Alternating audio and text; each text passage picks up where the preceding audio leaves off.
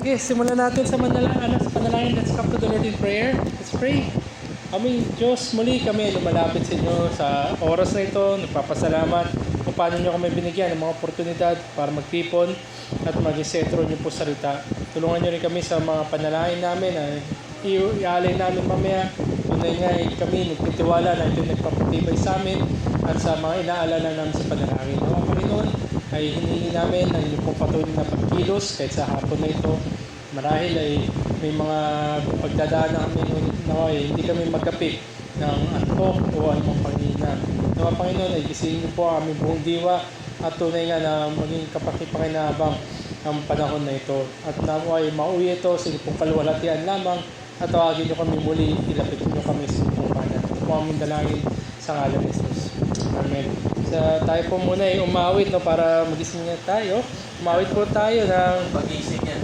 Holy, Holy, Holy Lord God Almighty.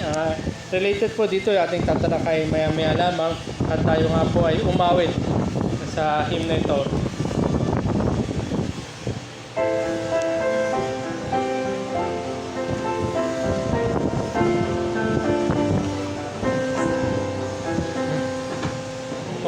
Holy, holy, holy, Lord God Almighty, early in the morning, our song shall rise to Thee.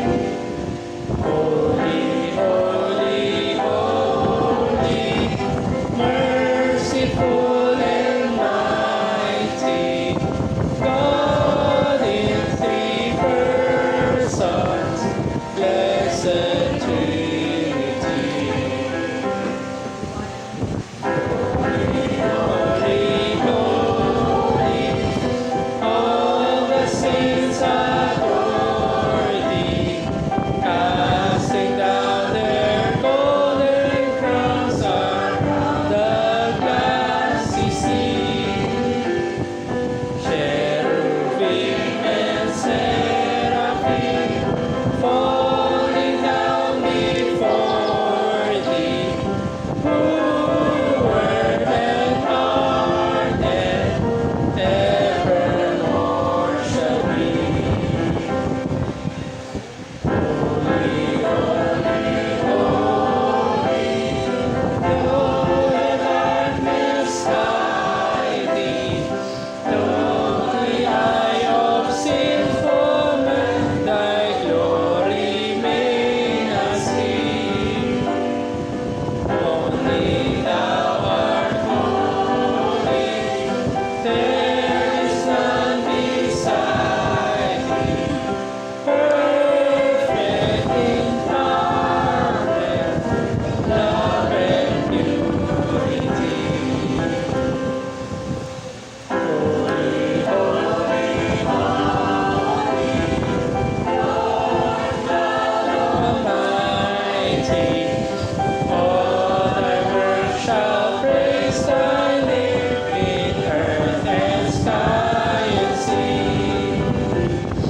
Holy, holy, holy, merciful and mighty, God in three persons, blessed Trinity.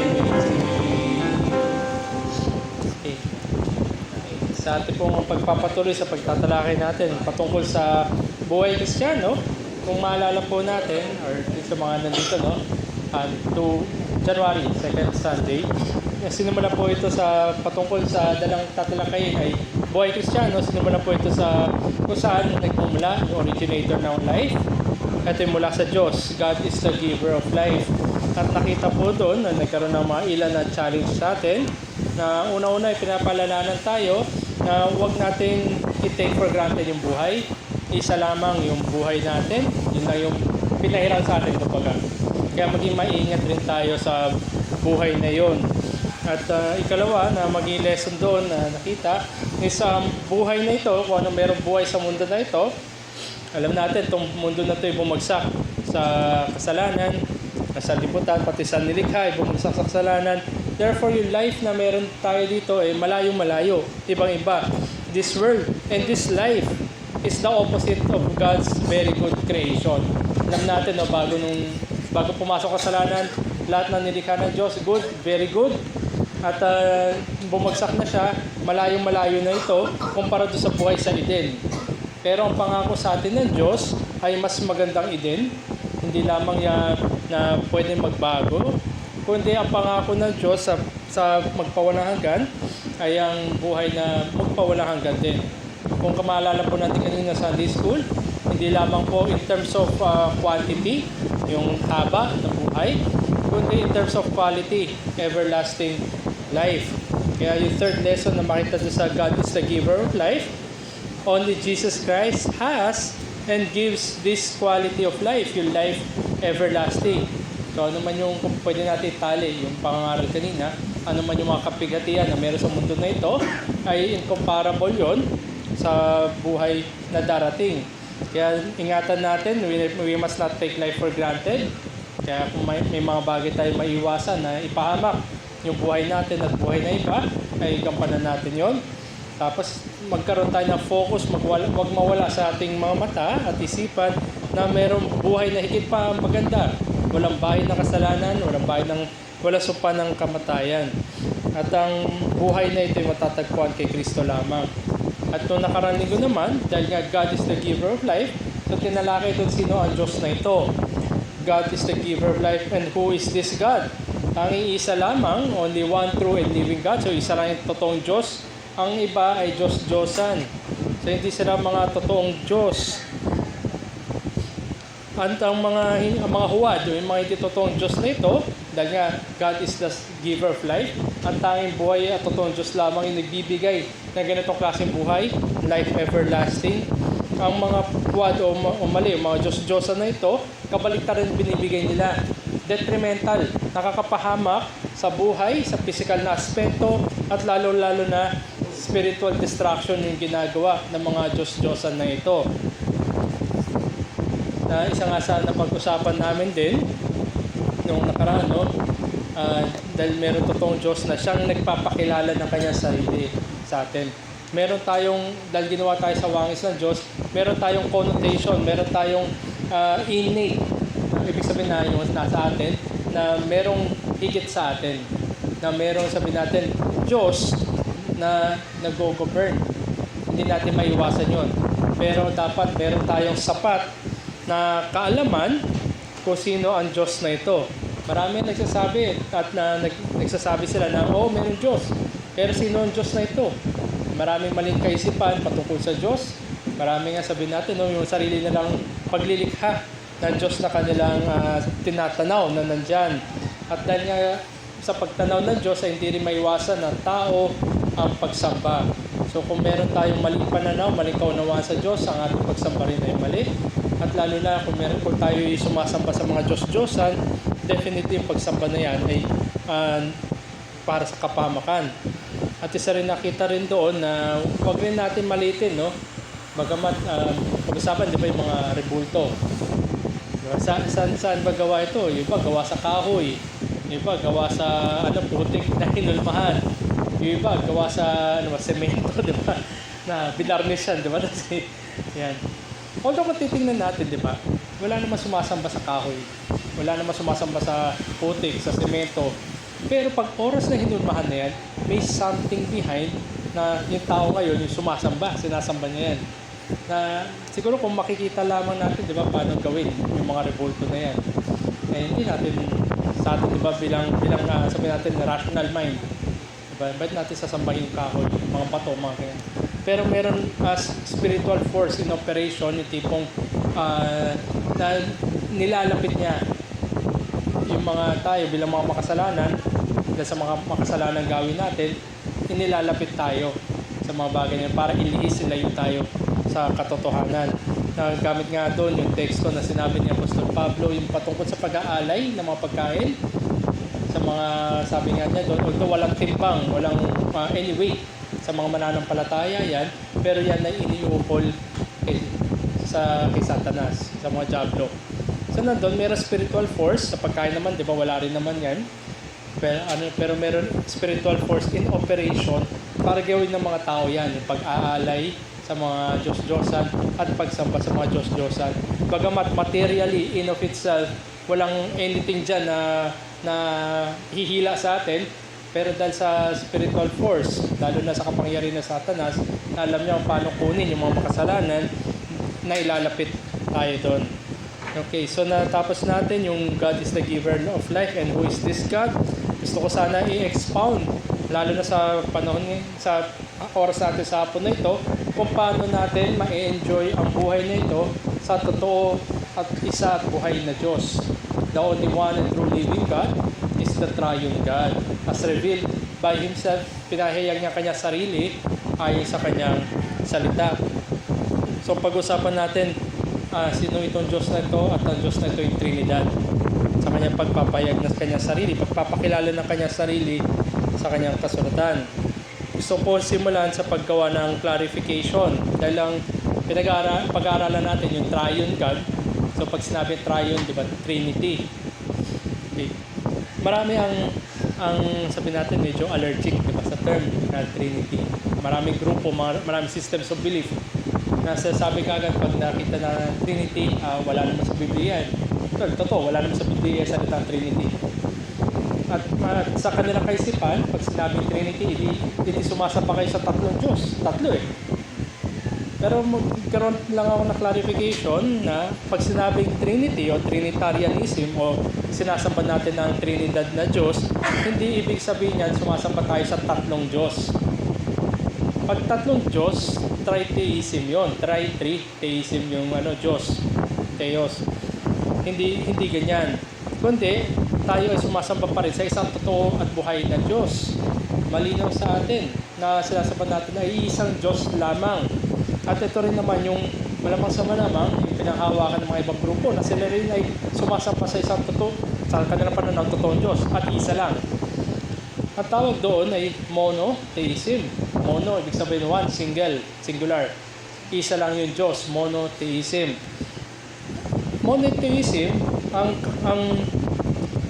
paniwala na isa lang yung Diyos, only one true God as revealed in the scriptures.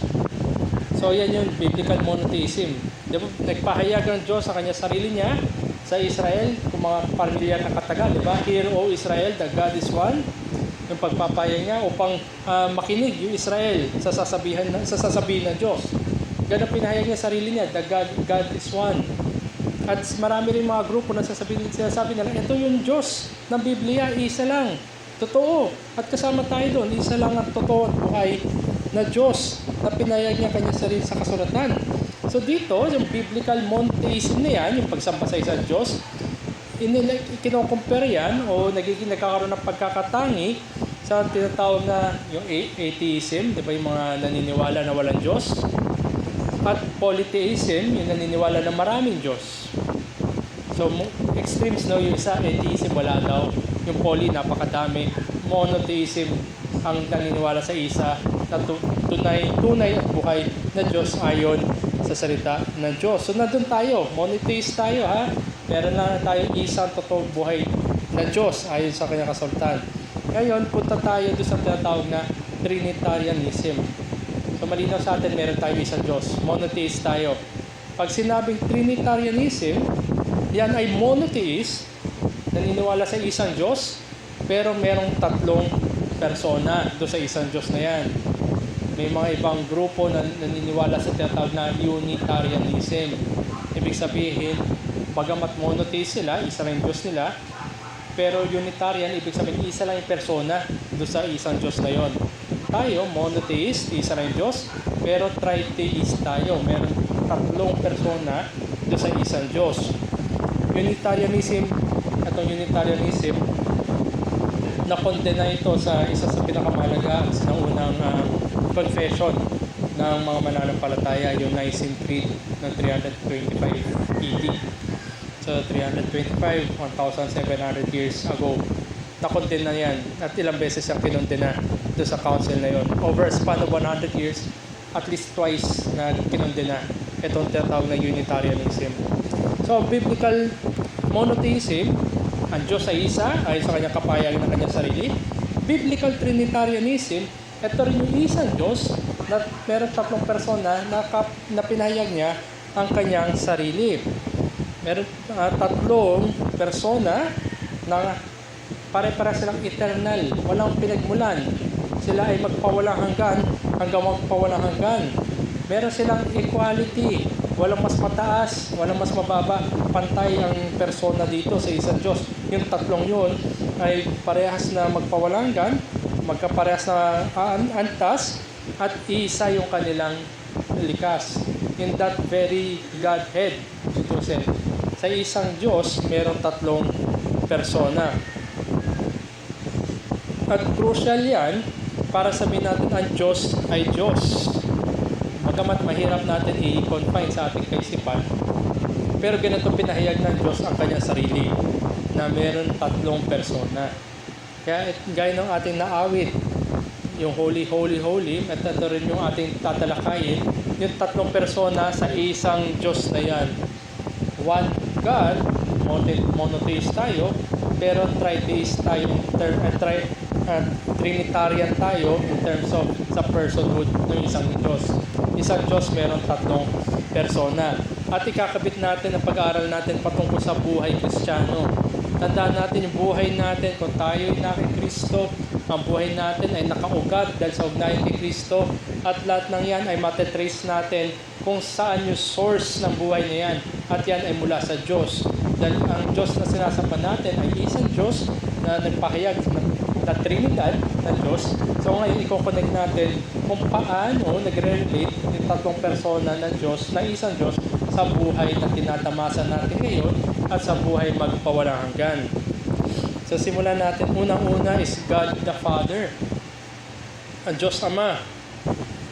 Halimbawa, samahan niyo po ako, buksan natin ang ating mga Biblia. Exodus chapter 4, verses 22-23. Exodus, sa lumang tipan.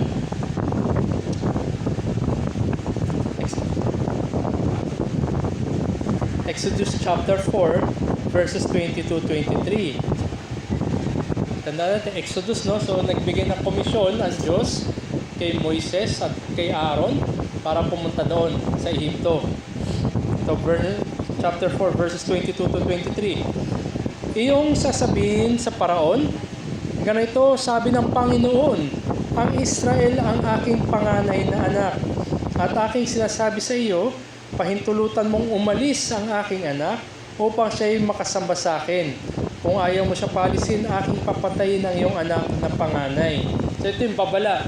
But let my people go so that they would worship me.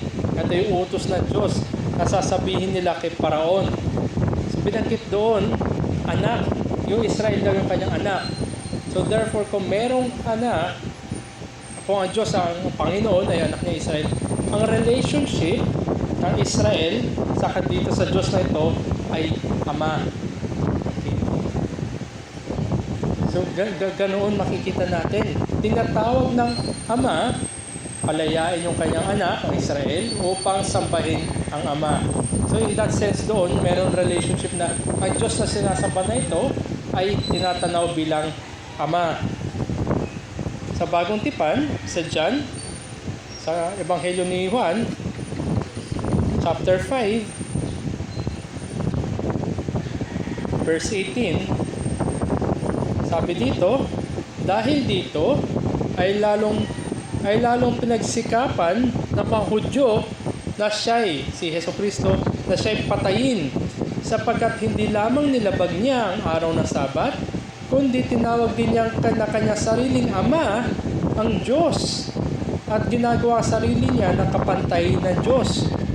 So ito, no, gusto siya patayin ng mga Hudyo, hindi lang dahil sa paglabag sa mga batas na ginawa nila sa Sabat, kundi pati ang tinatawag ni Jesucristo ang Diyos na bilang kanyang sariling Ama. In short, parang pinapantay ni Jesus yung kanyang sarili kasi parang tawagin mo ang Diyos bilang iyong Ama, so na doon yung close na relationship nyo. Ikaw ay pinapantay mo yung sarili mo sa Diyos na ito ay blasphemy sa mga Hudyo. Kasi sa kanila, di ba, isa lang Diyos. At walang makakalapit. sa Diyos, kailangan sa pamamagitan lang ng mga saserdote, sa pamamagitan ng mga pag-aalay, sa pagitan ng mga kapistahan, at maraming paghahandog. Walang sino man na dapat pwede makalapit sa Diyos. At doon sa setup ng templo nila, tanging yung punong saserdote lang yung pwede pumasok doon sa lugar na tinatawag na Holy of Holies. At minsan na sa isang taon, pumapasok. Ibang ang mga punong saserdote pinapatay ng Diyos doon sa loob. So to say na ang Diyos ay yung Ama at ikaw ay anak ng Diyos, ano yan? Magbibigay sa ng kahatulan sa kamay ng mga Hudyo. So natin ulit makikita natin yung dynamics ng Father, ng pagiging Ama ng mga sumasamba. At dito rin, yung familiar tayo, di ba sa The Lord's Prayer, sabi ng ating Panginoon Kristo, kung mananalangin kayo, you pray this way, Our Father who art in heaven, who art in heaven. So nandoon yung pagtanaw ng mga anak ng Diyos sa Diyos bilang kanilang Ama. So nandun din yung dynamics. Pero kung titingnan natin, kung bababa tayo sa sitwasyon natin ngayon, dito sa mundong ibabaw, ano bang ginagawa ng mga ama? For sure, lahat tayo may ama. So ano yung ginagawa ng mga ama? Typically, ang nasa isip natin, ang isang ama ay nagpo-provide, diba, ng mga pagkain sa mesa, nagpo-provide ng mga pangangailangan, nagpo-protect ng kanilang pamilya. Diba, kung hindi naman pwedeng yung okay lang na nakawan, okay lang na papasukin, okay lang nasaktan, hindi ganon. Kundi isang earthly father ay nagpo-provide at nagsusupport at nagpo-protect sa kanyang pamilya. Kaya nga masabi, di ba, na meron tayong kaisipan ng mga mabubuting ama, yung good fathers, at ng mga masasamang ama. Di ba, yung hindi ginagampanan, yung kanilang tungkulin, yung nagiging pabaya. At sabihin natin, hindi lang pabaya, yung mga iba, hindi naman di sa ating kalaman, nababalitaan mga balita, di ba, nananakit ng aabuso, di ba, sa kanilang mga anak o di kaya sa kanilang pamilya. So, merong good father and merong bad father. Ang good father ay hindi lamang siya asawa, kundi siya rin ay magulang na hindi lamang provider. Hindi lang siya nagpo-provide, basta may makain, okay na. Hindi ganon. Kundi isang good father ay nandun din siya to support, di ba? Nagbigay ng pagkalinga, pag-aruga, pagmamahal niya sa kanyang asawa at sa kanyang anak. At ang isang good father ay meron sabihin natin buhay na relasyon sa kanyang asawa at sa kanyang mga anak. Hindi siya yung parang alien na yung tipong malayo, no, basta may mapakain sa inyo, okay na. Hindi ganoon ang mabuting ama. Kaya nga sabi nga rin, 'di ba, sa isang parabola natin Panginoon, sino sa inyo, 'di ba, na pupunta hihingi? Kung yung mga mabubuting ama ay nagde-desire ng mga mabubuting mga bagay para sa kanyang mga anak, paano pa yung ama natin sa langit? So nandoon, meron tayong concept, at nakikita natin yung realidad ng mabuting ama sa masamang ama. At yung hindi lamang, yung nandun siya, yung very relatable. Nag-aruga siya, nagkakalinga, nandun siya parate during times of need. So ito isang mabuting ama. And much more is the Lord. Kung meron tayong Diyos Ama, at tayo ngayon, di ba kanina napag-aralan natin, yung adoption. Inampun tayo, dinala tayo, pinasok tayo sa pamilya ng Diyos. Tayo yung mga anak ng Diyos, tayo mga magkakapatid sa Diyos. Meron tayong Diyos na hindi lamang nagpo-provide sa atin, provision, di ba, yung tinatanaw natin, lahat ng binibigay niya, lahat ng pinagkakaloob niya ay galing sa Kanya, kaya tayo nagpapasalamat. Hindi lamang yun, pati mga providensya na pinapadala sa ating buhay, na nagpapasalamat rin tayo, tinatanaw natin yun, na may kagalangan na galing sa Kanya, kundi atong Diyos Ama natin na ito, siya ay soberanong Diyos, na hindi lamang nagpo-provide sa mundo ibabaw na ito, kundi siya rin yung magdadala sa atin sa magpawalang hanggan. So this is the sovereign God, faithful provider, materially and spiritually, in this age and the age to come. So hindi lamang na natatapos, o hindi lamang na tinatanaw natin yung mga pagpapala, yung mga provision na pinagkakaloob niya, kundi meron tayong mas malalim na kaisipan dahil ang Diyos na ito ay hindi lamang sa aspetong material, physical, kundi sa pangkaluluwa, spiritual. Dito nga sa Mateo, Kabanata 10, Matthew chapter 10, verses 26 to 33. Sabi ni Jesucristo, kaya huwag ninyo silang katakutan, sapagkat walang bagay na natatakpan na hindi mahayag at walang natatago na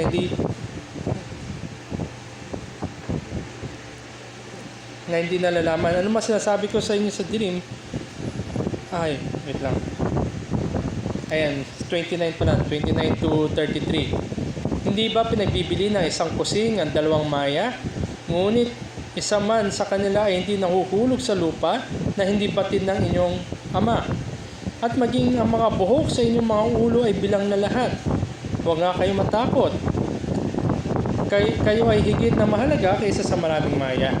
Kaya't ang bawat kumikilala sa akin sa harapan ng mga tao ay kikilalaan ko rin sa harapan ng aking ama na nasa langit. Ngunit sino man magkaila sa akin ay sa harapan ng mga tao ay pagkakaila ko rin naman sa harapan ng aking ama na nasa langit. Sa madaling salita, sinasabi na hinihikayat, nagbibigay ng encouragement si Jesucristo na mapanatag kayo. Kung kayo ngay mga anak ng Diyos, mapanatag kayo dahil kinumpir niya tayo sa mga maya. Diba? Sabi nga niya, higit na matimbang tayo kaysa sa maraming maya. Pati nga yung mga buhok natin ay bilang. So nandun yung care, nandun yung relation natin, na relation ng ama sa atin, meron very close na affection. Siguro tayo bilang ama, no? Kami. Sige. Hindi naman natin bilang yung mga buhok sa anak natin. Pero yung ating ama na nasa langit ay ganun. Parang syempre, gumagamit lamang ng paghahalin tulad. Pero higit pa, nandun yung care, nandun yung relation ng Diyos Ama. At hindi lamang yon, tinatali tayo pabalik kay Jesucristo. Kasi sabi nga niya, di ba? Dito, kaya ang bawat na kumikilala sa akin, sa verse 32, sa harapan ng mga tao ay kikilalanin ko rin sa harapan ng aking Ama na nasa langit. So in short, nandun pa rin yung relation ng Diyos bilang Ama rin natin. At ang babala dyan, sa oras na pinagkaila natin sa Jesucristo, ay ipagkakaila rin niya tayo sa Diyos Ama na nasa langit. So muli na, nandun yung relation ng Diyos Ama sa anak ng Diyos. At tayo nga, kung tayo na kay Kristo, magkakapatid tayo sa pananampalataya dahil lamang kay Kristo. So sino man, maging babala rin sa mga wala pa kay Kristo, sino man yung nagkakaila sa Kanya sa mundong ibabaw na ito ay nandun yung pagkakaila sa harapan ng Ama. Sabi nga doon sa aklat na aking binabasa, yung Our Great Salvation. Sabi niya dito ay, God stands in a fatherly relation to His people. So kung tayo yung mga anak na Diyos, malaking kaginhawahan at katiyakan sa atin na meron tayong Diyos, Ama, na nangangasiwa at nangangalaga sa atin. Hindi gaya ng kung ano man yung limitasyon na meron tayo o kakilala natin sa Diyos, sa mga ama na nasa lupa. Higit na meron care, higit na nagpo-provide, at hindi lamang provision na yan ay temporal, kundi pang maulang hanggan. Kaya tanungin natin siguro sa ating sarili, no? Ang Diyos ba ay tinatanaw natin bilang Diyos Ama sa nakapagliligtas na paraan? Tandaan natin, marami ang kumikilala sa Diyos bilang kanilang Ama. Pero walang totoong nakapagliligtas na pagkakakilanlan o relasyon sa Diyos na ito. Kaya palalahanin natin parati kanina doon sa Matthew 10, whoever denies me o pinagkaila ako sa harapan ng mga tao, I also will deny before the Father who is in heaven.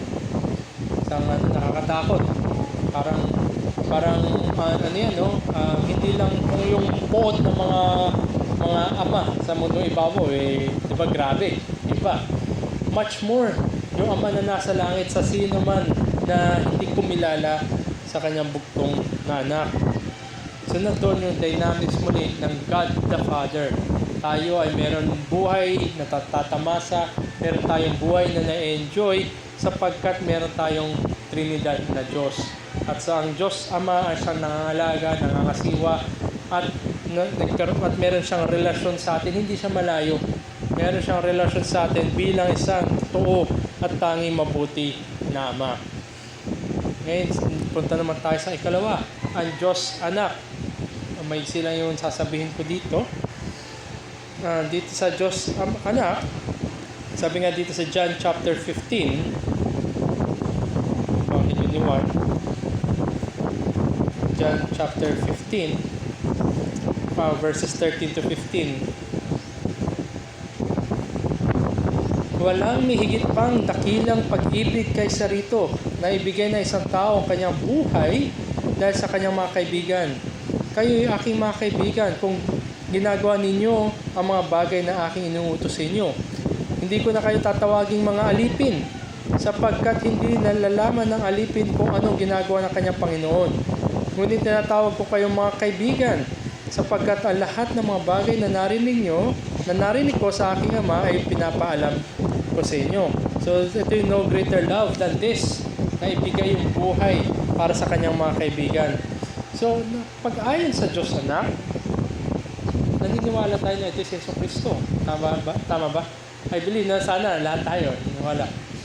Sabi niya dito, ibibigay niya yung kanyang buhay. Hindi na niya tayo tatawagin bilang mga alipin sapagkat alam natin at ipinapaalam niya sa atin yung kanyang gagawin at ginawa para sa atin. So ang Diyos Anak, ibinigay niya ang kanyang buhay para sa atin. Nang sa ganun ay matamasa natin ang buhay magpawalang hanggan. Meron na tayong dynamic relation, hindi lamang sa harapan ng Ama, kundi sa harapan ng Diyos Anak, dahil ang tawag niya sa atin ay mga kaibigan na. Kung dati, di ba, kung alalahanin natin sa Romans chapter 8, kasi sabi dun, sino nabubuhay ayon sa laman ay may pakikitigma sa buhay sa Espiritu. Wala silang kapayapaan, wala silang pagkakasundo. Hostile sila, yun yung term na ginamit. Therefore, kung sino man ang nasa anak, sino man anak kay Kristo, siya ay may kapayapaan. Ang tawag nga sa kanila ay kaibigan. At ang buhay na meron kay Hesus Kristo, yun din yung ibinilang o pinagkaloob sa kanyang mga kaibigan. At isa nga sa mga napag-aralan natin, lalo na kanina, na yung blessings of salvation, ay nakaugnay parati dito sa ating, ay nakaugat parati sa ating ugnayan kay Hesus Kristo. Union in Christ. Union sa Diyos Anak. Ayan ang makikita natin na kaya nga totoong pinagpala, totoong masabi na natin na tayo ay sons of God, mga anak ng Diyos. Sa mundo kasi pag ginamit yung anak ng Diyos, pinagpapala ng material, pinapayaman. Pero totoong mga anak ng Diyos ay may pagpapalang spiritual. At lahat ng anak ng Diyos, lahat sila may pagpapalang spiritual ay dahil sa ugnayan kay Kristo, ugnayan sa Diyos Anak. So makita natin, mula sa ugnayan sa Diyos Anak, nandun uusbong lahat ng pagpapala na matatamasa natin sa buhay na ito at sa buhay na magpawalang hanggan. Hindi man pinagkakalob ang lahat ng kayamanan, yung earthly treasure. Pero ang pinagkaloob sa lahat ay yung kayamanan na hindi mananakaw, hindi makukuha, hindi mawawala sa atin. Kaya muli, makita natin, siguraduhin natin na meron tayong relasyon sa Diyos bilang ating Ama. At ngayon, siguraduhin natin na ang ating relasyon sa harapan ng Diyos, either we are sons of God or sons of disobedience. Sabi nga dito sa Ephesians chapter 5, verse 6, Ephesians chapter 5, verse 6, huwag kayong padaya sa mga salitang walang katuturan, sapagkat dahil sa mga bagay na ito'y dumarating ang galit ng Diyos sa mga anak ng pagsuway. Ang lahat ng anak ng Diyos ay sumusunod sa Diyos. Sinisikap natin, di ba, na luwalatiin ng Diyos sa pamamagitan ng ating mga pamumuhay. At ang ating pamumuhay ay sumasalamin ng ating pagsunod. Lahat ng mga bagay na sabihin natin pleasing sa Diyos, as much as we can, at as much as sa pinagkakalob ng Diyos sa ating nakakayanan, sinisikap natin na luwalhatiin siya. Pero, ang mga anak ng pagsuway na binanggit dito, ano yung naghihintay sa kanila? Dumarating ang galit ng Diyos.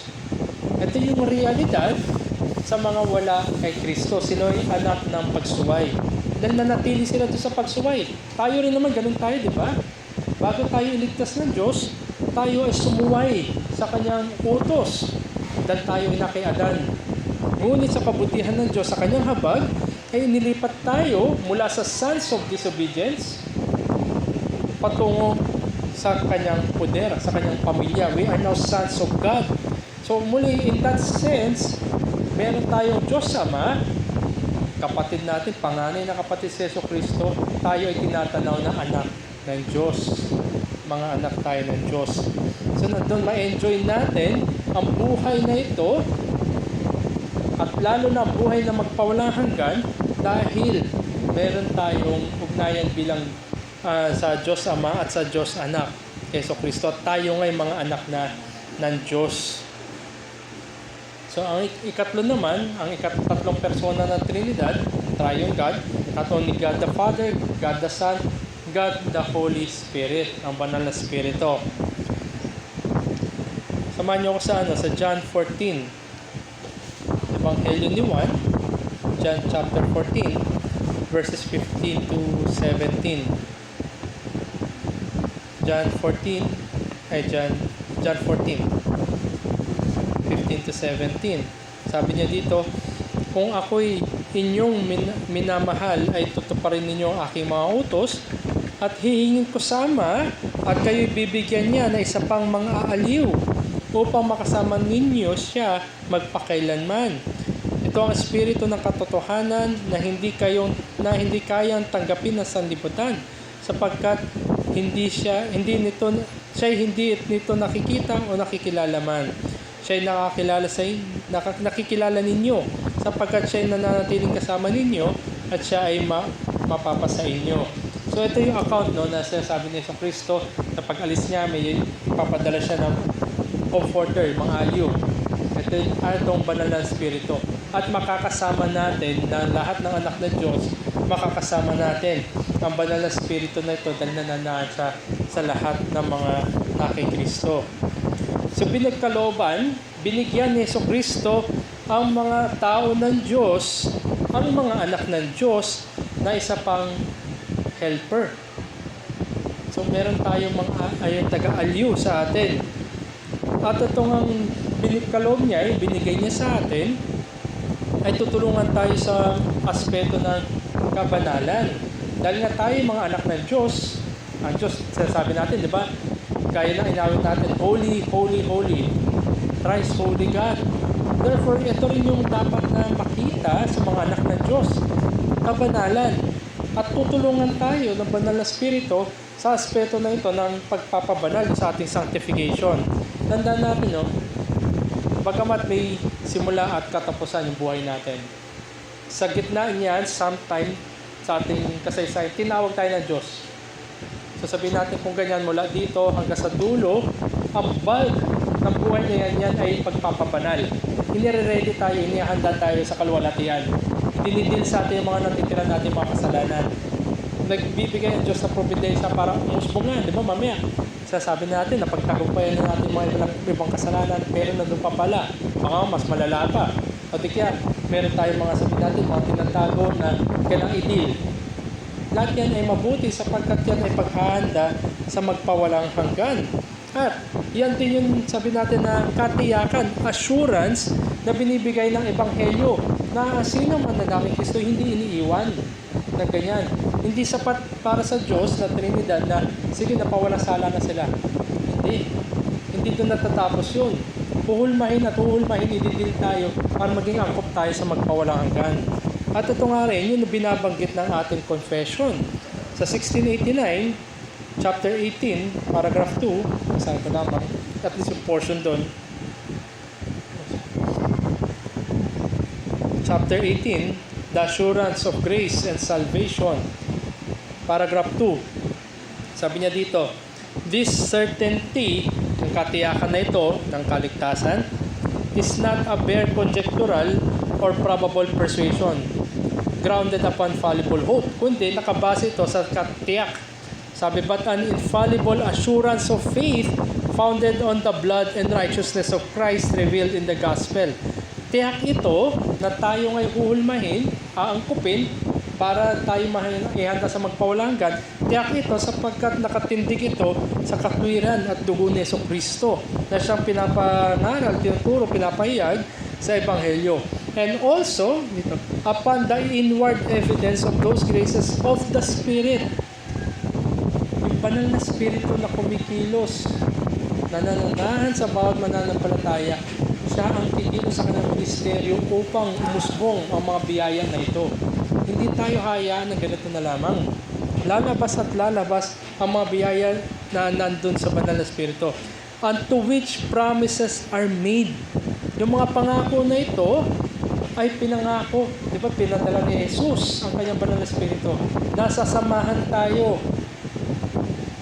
So nandoon sa pagsama ng banal na Espiritu, ang kanyang tungkulin upang tayo pagbanalin, upang umusbong, malinang yung mga biyaya na ito, makita sa atin, maging evident, at lalo pa nagbibigay ng katiyakan sa atin. Na nakikita natin, nakikita ng iba, nagkakaroon tayo ng assurance.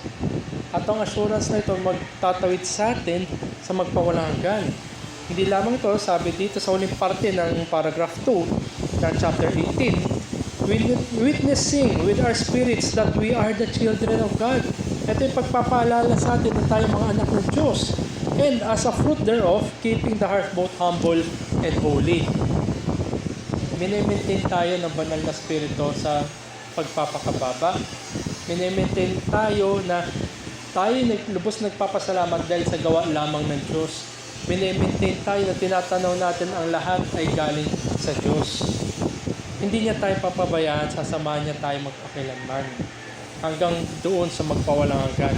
So yung katiyakan niyan, yes, grounded on Christ. Tinuturo tayo ng banal na Espiritu, binabalik tayo sa ginawa ng ating Panginoong Jesucristo. At tayo ay kanyang inaangkop pa, pinapabanal, inihahanda para sa magpawalang hanggan.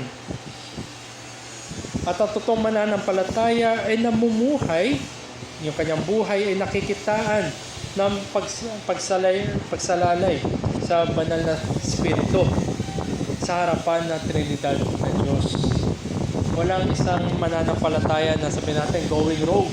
Kung kanyang sabihin niya na okay na ako sa aking sarili, hindi ko kailangan yung ibang mga bagay, okay na ako. Walang ganun. Kundi, tinuturuan tayo ng banal na Espiritu, dinidil tayo ng banal na Espiritu at nilalapit pa tayo kay Kristo sa pamamagitan din ng mga kasangkapan ng biyaya. Lalo-lalo na sa katipunan ng mga mananampalataya. Kaya nga, isang totoong mananampalataya hindi yan naka-isolate. Yan ay dinadala sa isang biblically organized church. Kaya makita natin dito mga kapatid, ang buong plano ng katubusan, redemption, yan ay sabi nga ng mga teologo, pinlano ng Ama, nagkaroon na sa katuparan, accomplish ng anak, at ina-apply, pinapataw sa atin ngayon ang banal na Espiritu. Nandoon yung Trinidad na Diyos. Pinlano ang pagtutubos, na yung Ama, ang anak ang siyang nag-accomplish ang pagtutubos na yan, at yung mga merits o yung mga blessings na katubusan na yan ay ina-apply ngayon ng banal na Espiritu sa lahat ng kanyang niligtas. So ang tanong sa atin, tanungin natin rin ang ating sarili, paano tayo nagre-relate sa katubusan na yan? How do we relate to this reality? Totoo ba sa buhay natin ngayon yung katubusan na yan? O kung sasabihin natin na tayo niligtas ng Diyos, pagtanaw mo ba, meron kang Diyos Ama na nagplano ng iyong kaligtasan? Meron ka ba, tinatanong mo ba si Jesucristo bilang Diyos Anak na nag-accomplish ng kaligtasan na yan? At tinatanong mo ba ang Diyos na banal na Espiritu na siyang gumagabay sa iyo, sumasama sa iyo, at sabi natin, working out yung mga bagay para sa iyong kabanalan? Tayo, individually din, ay dapat nagbe-bear, namumunga tayo ng mga fruit, namumunga tayo ng fruit, yung bunga, isa lang, singular. At namumunga rin tayo ng mga biyaya na ito, yung graces na Spirit. Tandaan natin, sa mga sulat ni Apostol Pablo, parati sinasabi niya, yan ay bunga ng banal Espiritu. Hindi naman bunga ng Ama, hindi bunga ng Anak. dahil ang banal na Espiritu nananahan, nag-work out sa atin, sa ating sanctification, therefore dapat mamunga tayo. At nandun din parati yung mga biyaya ng Espiritu. Dahil sa pagkilos ng banal na Espiritu, yung ministeryo niya sa atin, tayo ay ngayon ay magpukultivate ng mga graces na ito, ayon sa pagkilos ng banal na Espiritu. Kaya ang lahat na mananampalataya ay nakadepende sa ministeryo ng banal na Espiritu. Nakikita ba ito sa ating buhay? Nandun ba yung love, joy, peace, patience, gentleness? Nandun ba ito sa ating buhay? At bilang mga, sabihin natin, pag pinagsama-sama tayo, corporately, is the work of the triune God seen in our midst? Nandun ba yung gawa? Anong mga gawa ito na makikita sa ating kalagitnaan? Unang-una yung pagmamahalan, pag-ibigan. Dahil hindi lamang banal ang Diyos ay pag-ibig. At sabi nga ni Kristo, di ba yung pag-ibig ay binigay niya yung kanyang buhay para sa kanyang mga kapatid, sa mga kaibigan. So ang pag-ibig na ito, at yan nga'y bunga ng banal na Espiritu, diba? Unang-una sa lahat ay love, joy, peace. Una sa lahat ay love. Ito pa'y nakikita sa ating paligid, sa ating kalagitnaan, ang pagmamahalan na ito. Kabanalan. Nakikita ba ang kabanalan sa ating kalagitnaan? Ang Diyos Ama ay banal at ang nire-require niya sa lahat ay perpektong kabanalan. Pinagtagumpayan natin Panginoon sa Kristo na ibinibilang sa atin yung kanyang katwiran, kaya nakakaharap tayo. Di ba nga, meron, sabi ni Apostol Pablo, may accuser. Accuser, di ba? Accuser para sumusumbat o di kaya nagpaparatang. Ayan. Ngunit nasasabihin, meron tayong advocate, meron tayong lawyer kung tutusin. Nasasabihin sa Ama, binayaran ko na yung kasalanan niya. Meron tayong advocate. Meron nagpaparatang sa atin. At ang nakikita ng Ama ay ang katwiran ng anak. Therefore, nandun yung holiness din. At hindi lamang yun, ang banal na Espiritu din, siya nga ay tumutulong sa atin sa ating sanctification upang tayo maging banal. Yan ba ay nakikita sa ating kalagitnaan? O meron na nanatili sa, sabi natin, ungodly ways sa ating kalagitnaan. Ito yung mga bagay-bagay na dapat na nakikita. Na sa ganun ay totoo nga na natatamasa natin at nakikita na natatamasa natin at may kagalakan tayo sa buhay na pinagkaloob ng Trinidad na Diyos sa atin. At babalikan ko lang napagit ko kanina, sa mga huwad na Diyos, hindi lamang yan ay nakakapahamak ng ating pangangatawan, yan ay lalo-lalo na nakakapahamak na ating kaluluwa. Pero ang buhay na tatatamasa sa Trinidad na Diyos, yan ay pagkamat tayo mamamatay, iiwan natin yung physical bodies natin. Pero ang pangako sa pagkabuhay muli ay meron tayong maluwalhating katawan na hindi natatamaan o wala na, hindi na mapapahiran, hindi na malalapitan na mga sakit, kamatayan at kasalanan. So ito yung dapat na humihimok sa atin, no? Nag-encourage natin, nag-exhort na i-enjoy natin ang buhay na ito. Tanging kaya lang mag-enjoy ng buhay na ginawad, pinangako ay ang mga na kay Kristo. So ang lesson dito sa atin sa hapon na ito, full enjoyment of the true essence of life can only have its assurance in the triune God. Sa lahat ng tumatanaw, bagamat isang Diyos lamang, pero hindi naniniwala ng Trinidad, ang Diyos na ito ay walang katiyakan sa buhay na yan at wala rin katiyakan sa pangako na buhay magpawalang hanggan. Ang buhay na meron tayo sa mundo na ito, bumagsak, hindi yan yung best life now na pinapangako na iba, kundi ang best life ay matatamasa sa bago langit at bago lupa. At sino magdadala sa atin doon? Inihahanda tayo ng Diyos Banal na Espiritu dahil lamang sa katwiran ng Diyos Anak, sa pagpaplano lamang ng Diyos Ama. Doon tayo dadalhin ng Trinidad na Diyos sa magpawalang hanggang buhay. Kaya i-enjoy natin ang buhay na ito. Nandito nga dapat nakikita sa atin nung yung hinuhulman tayo, dinidil tayo, yung pag-iibigan natin, dito dapat nakikita. At ang bagay na ito ay dapat din maging lesson sa atin sapagkat ang totoong mananampalataya, bagamat, di ba, fluctuating ang buhay natin bilang Kristiyano. Hindi tayo manghinaan, mawawalan ng loob. Hindi rin tayo manghinaan, mawawalan ng pag-asa.